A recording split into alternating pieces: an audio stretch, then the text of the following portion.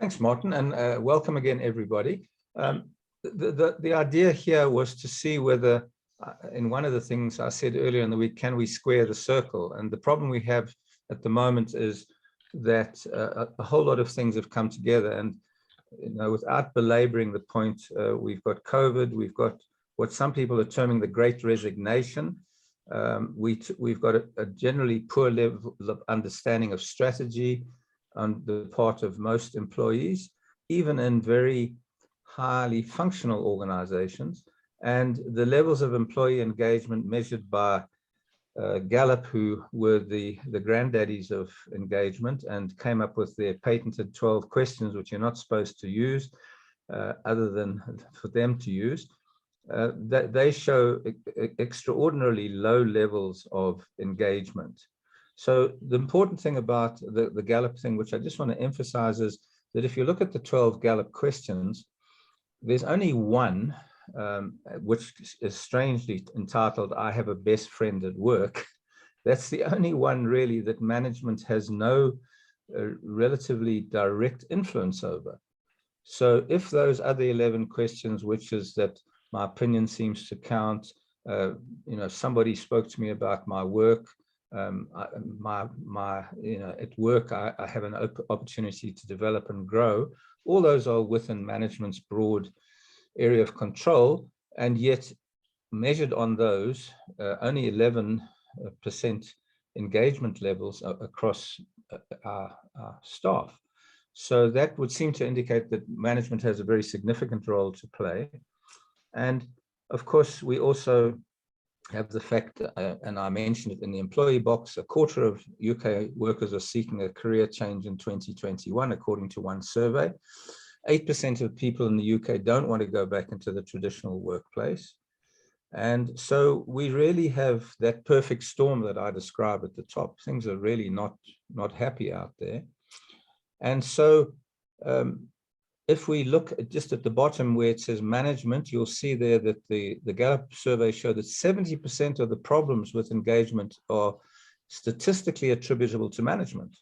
So I think that's also something not to lose sight of, that the actual Gallup survey shows that. And then when they surveyed British employees, this was a different survey, it showed that a third of employees think that the company had a clear COVID response. That means 2/3 didn't. 27% believe that the company cared about their well-being. That means 73% didn't. And finally, 28% are confident that management will successfully deal with emerging challenges, which means 72% didn't.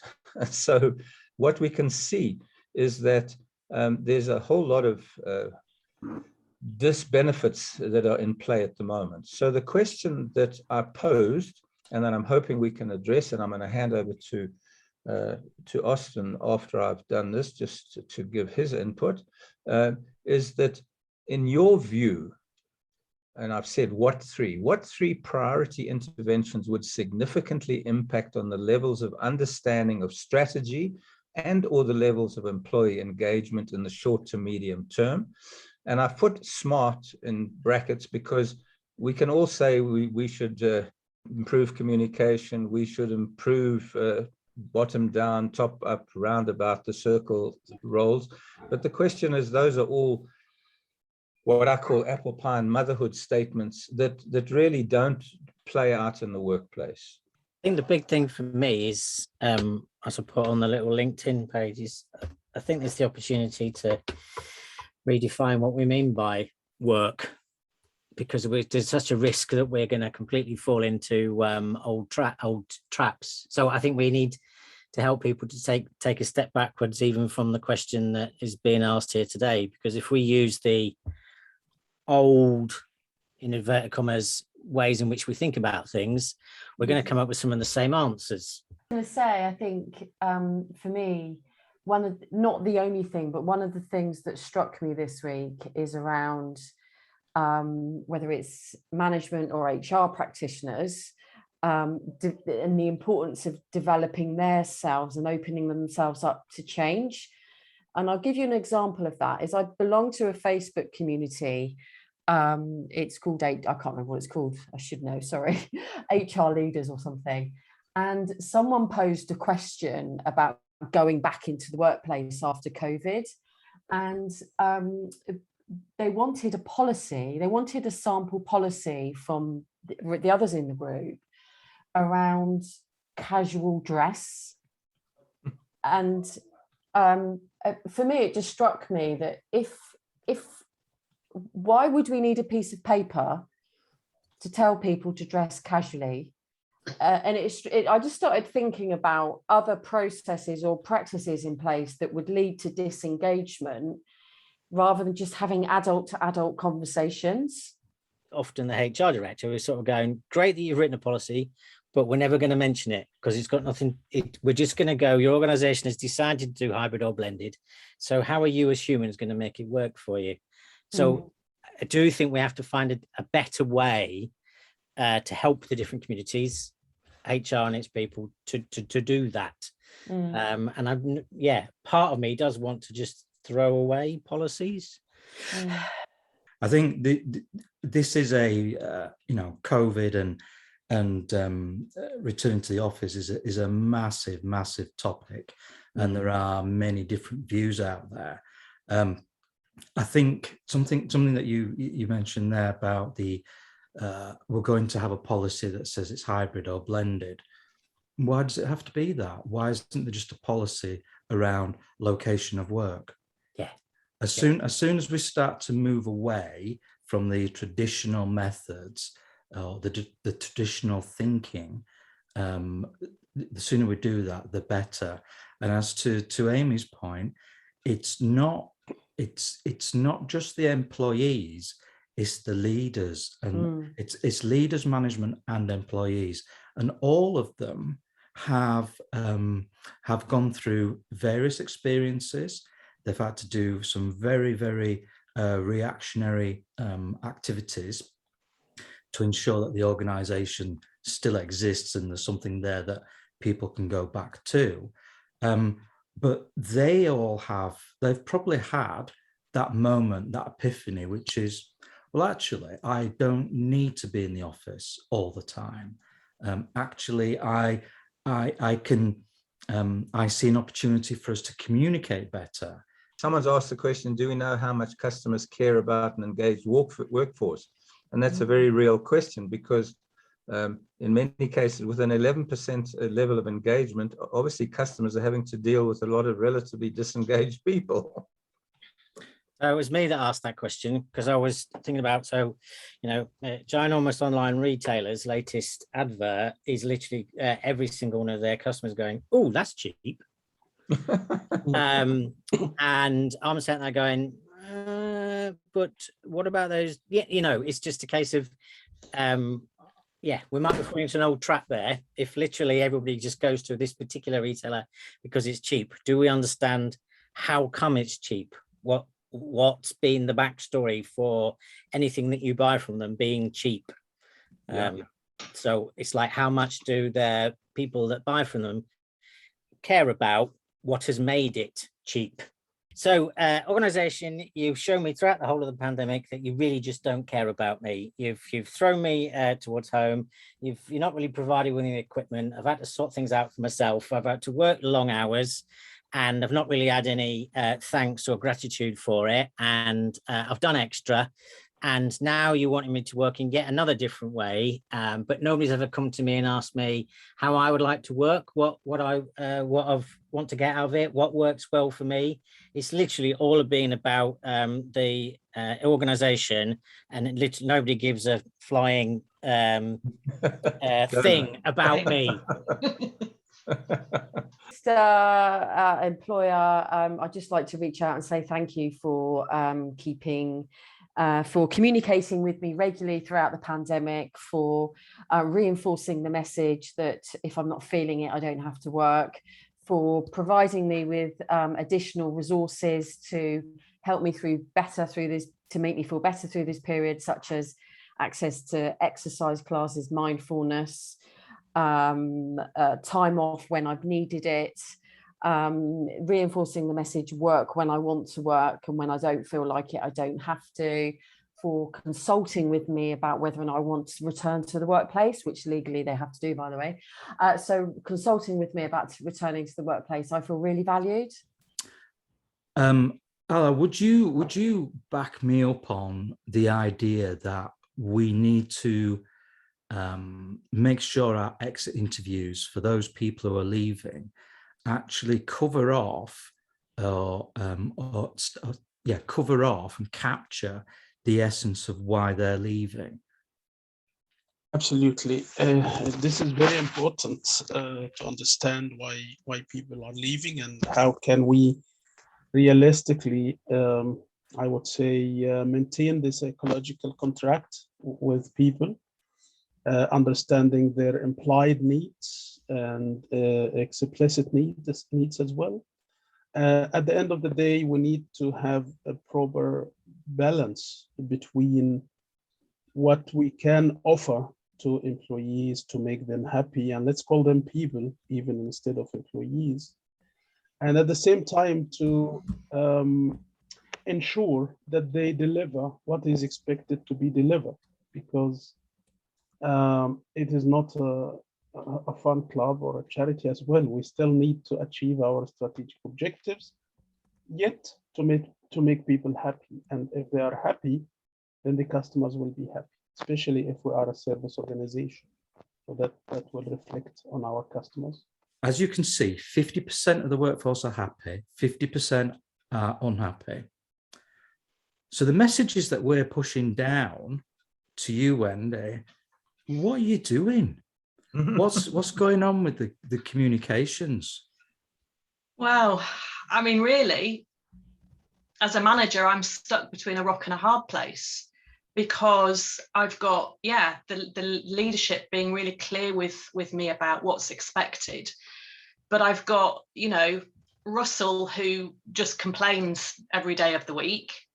We haven't got enough Amy's in the organization. Then I've got customers to keep happy. So actually, there's just so much going on for me as a manager that it's really difficult to know where to put my attention and where to prioritize. Wendy, so why are you still here?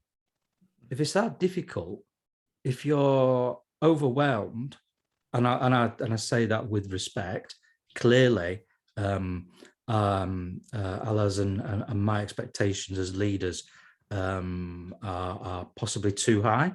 Maybe it's because we outperform the Gates, the Bezos, and the Musks of this world. But why are you still here, Wendy? Because I it? care.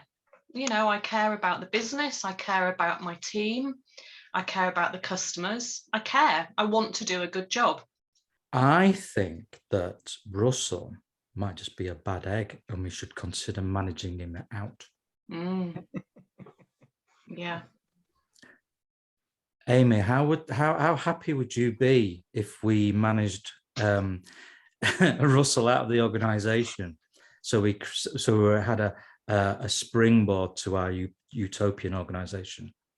So I'm thinking about it from my role in this thing and my role as an HR leader. So trying to sit on the fence somewhat, but I would think about if we really understood why he's unhappy, and if we've done that and it's the right thing for the business to do that, then can I say I'd be supportive of that. But first of all, I'd really want to understand why he's so unhappy. May I suggest, recommend then, that we have two really good opportunities here.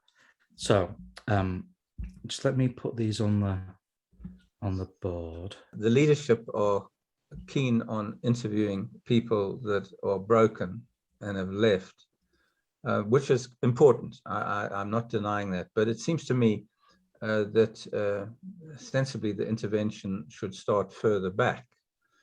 We should be interviewing Russ before he leaves, rather than wait until he leaves, because by the time he comes to leave, he's already alienated and really upset a whole lot of other additional people.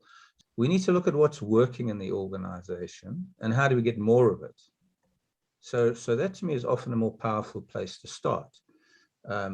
In any situation, lots of things aren't working, but some things are working. Otherwise, the situation would be totally out of control.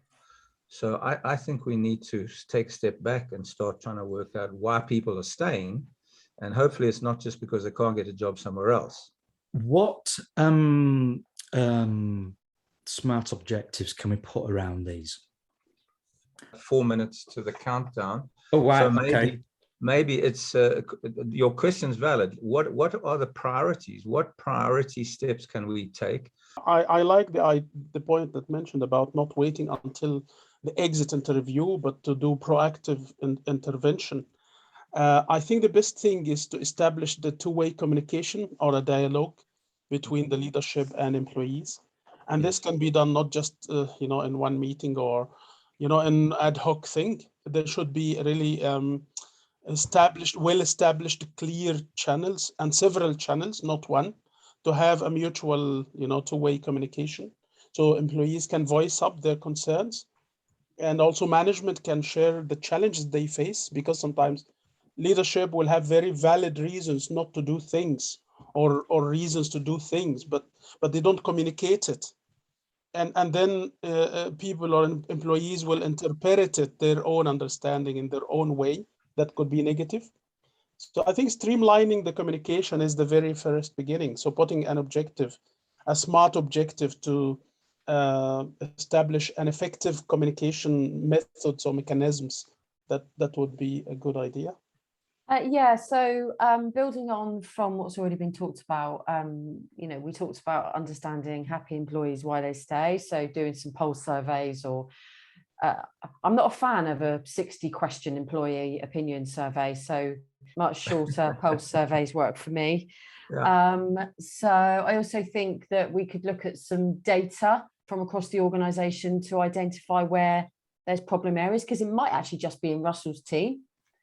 So I'd look at sickness, absence, training, compliance, incidents, accidents, things like that, complaints, and open up two-way communication channels. So I think really to understand why there's two very different experiences of two people in the organisation. I also think it's much big picture wise, it's really understanding that the world has been in crisis mode for a long period of time. And crisis mode drives conscious and subconscious behaviours. So I'm not saying that the crisis is over, but I think we need everybody to sort of collectively understand that we're being in crisis mode, and it makes an organisation exhausted. So I think real big picture wise, it is about how do you do a collective pause or a collective act of compassion to acknowledge the fact we've been in crisis for such a period of time. I think probably similar to what Amy said, it's, for me, it's about having conversations with employees, but probably very focused and targeted to understand the current situation and therefore what the priorities are going forward. What I'm going to showcase now is the fact that we've used the board with a specific question there, and just to spin things around a bit to give you the full insight, I've got a couple of minutes. If you go to the left-hand side and pull out the spanner drawer, I think pretty much all of us, apart from Mazin, is in the board. So if you just go, what I'd like you to do is pick a symbol out of that left-hand drawer that has some connection to your opportunity that you've added. So it could be technology, it could be measure, it could be process or money. It could be one of those. I'd just like to bring it on. I'd like you to park it next to the opportunity that you've added, because if I look at that board, what I want to showcase is the fact that we've had an engagement conversation. What we haven't done is explored some of the other symbols. So just in a very small number of minutes, I would like you to go and grab a symbol. Immediately, I've got an insight. So this is not where I do my Derren Brown mind trick, but two measure symbols have been brought on. If I extrapolate that out, that's interesting, because what we're looking at there is some form of measure, like what good looks like. In fact, three symbols have been brought on, so it might be the same people. In fact, if I go in the top right, I can pretty much see that a few people are active, bringing on different symbols. So that was going to be my first point. Without directing, measure has come up. So maybe there's a conversation topic around changing the questions and also changing the way we measure what's come out. So you can use the board for that. I'm just going to exercise a few of the different board facets that we can use. I added a couple of opportunities myself. I added make and do, which is actually trusting colleagues to be able to make and do themselves. So instead of, as Amy said, asking questions, the Q&A type transaction, actually by not just changing the questions, but changing it from a question and answer to a making and doing, you're changing that cost benefit equation. So in fact, instead of thinking it's going to take too much effort to engage with employees, because you're using a more elegant tool, which is what we've seen today, is you're changing that balance, and therefore you can trust that the employees, by making and doing, are going to share more useful truths. And then I think the other opportunity that I've added is to listen and act. So in my experience, it's all well and good gathering that information, but actually, what are you going to do with it? What I'm going to do is, for the final few minutes, is just lead a conversation around the ordering of those opportunities. Now, what I'd like to do is, if you all go into the top right, as we've been talking, if you pull out your light bulb here, you can see that there are a series of opportunities that have been pre-populated from what we've been doing. And brilliantly, someone's just moved one to the top. So the way I'm going to facilitate that, there's a number of ways I can facilitate this. If I wanted, I could go around the room as a level of a conversation, a level playing field, and I could give everybody a turn to move things to the top. The other way to do that is just to create a bun fight and give people a few minutes to think about, against the question that's been asked, is putting one of those at the top and moving into the top. Now, what I'd like someone to do is, if they've moved that to the top, I'd like them to as well just verbalize why they've moved it to the top. I bought here also opportunity for communication, and I bought it for employees as well. I can see listen and act going closer to the top. And there we are, change the questions has moved up. We create as much content and as many connections as we can on the board, but we then have to listen and act. And the way we do that, the way we bring those ideas back together, is in that right-hand side. So underneath Allah's, I think, would be change the questions. So I agree that having better conversations would be good. So we need to then really think about actually what's the different questions we need to be asking to have different conversations. So where we, although we're in a virtual room and we're listening to each other, we are physically gaining a sense of each other because of the way we're moving it to the top. And there's a courtesy and a professional respect associated with that, but everybody is getting a chance to have a say. For me, it's listen and act. Okay. Having that mindset from the start, because I think I agree, changing the questions, but there's no point asking the questions if you're not going to do anything about it. Mhm. Yeah, very good. Now, yeah, if you wanted to add more details to that, you would click on that pen and you would add those details here, which when I hit enter, that would appear. And what we're doing is here is constructing a list of things to do after this meeting. No, I think I'm toying between listen and act and change the questions. So I think, yeah, if they're the top two, I'm happy. Yeah.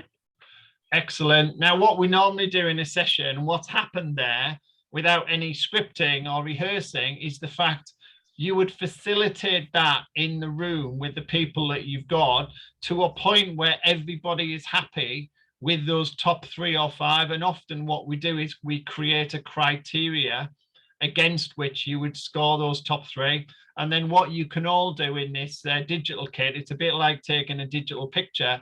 You can export the PDF by going in that top left and actually grabbing the board as it is now. So I'm just going to do a general sweep up, and thanks Bryce and Austin for taking us through, and everybody who has played a part. Our sessions are always as interactive as they can be, and we always observe that they ebb and they flow. When we have a session, we have a specific use of the board. We tend to lay it out with some boxes. And as you've seen today, you can share that with your community. People can then go in and add things themselves. So what I'd urge you to have a think about is, we've seen a question around strategy and employee engagement today, but the question could be very different in your scenario. It could be, how are we going to set the scope for a change project? How can we all make decisions to improve the financial cash flow in a business? How can this training or this learning activity make me and our team better and make the business better as a result of that? How can I make my individual performance better in the context of the organization? These are all questions that Big Picture can help with. And back to the specialities that we've got, we can deploy resource to work with you to come in. And what we do is we would look at the question they've got, look at the challenge that you're facing. You know, because we're working with you, we're going to at least suggest that we put colleagues and the activation at colleagues at the center, because it's all about that making and doing. And as a result of that, we'd probably identify some kit and some tools to use. So if you've been in a room using Big Picture, you'll see on the tables lots of paper pads. We have these A2 pads. We have these boards on the wall behind me. We have these road sign size symbols, which are really good fun to actually use in the room, in the space. So you can actually give people the tools and the symbols to use with like a rope-based activity kit, which you can put on the floor.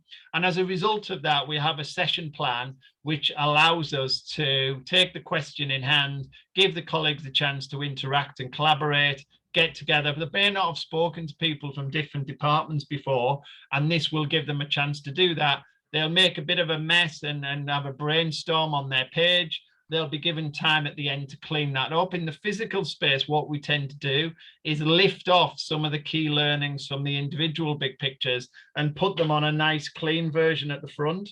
So what people will do is walk to the front and actually embody and talk at their point.